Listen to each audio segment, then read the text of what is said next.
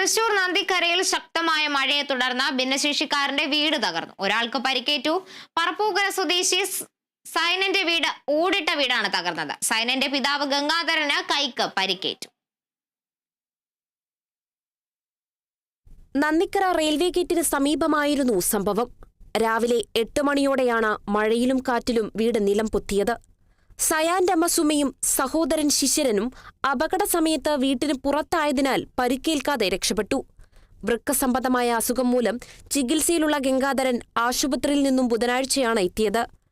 കൂലിപ്പണിക്കാരനായ ശിശിരന്റെയും തൊഴിലുറപ്പ് തൊഴിലാളിയായ സുമയുടെയും ചെറിയ വരുമാനത്തിലാണ് കുടുംബം മുന്നോട്ടു പോകുന്നത്. ഇതിനിടെ കിടപ്പാടം കൂടി നഷ്ടമായതോടെ തീരാ ദുരിതത്തിലാണ് കുടുംബം. Parappukkara panchayat president EK Anoop, village officer Siju Joseph, panchayat overseer Reena, പഞ്ചായത്തംഗം NM പുഷ്പാകരൻ എന്നിവർ സംഭവസ്ഥലം സന്ദർശിച്ചു. കുടുംബത്തെ താൽക്കാലികമായി മാറ്റിപ്പാർപ്പിക്കാനുള്ള നടപടിയും ആരംഭിച്ചിട്ടുണ്ട്. Kerala Vision news, Thrissur.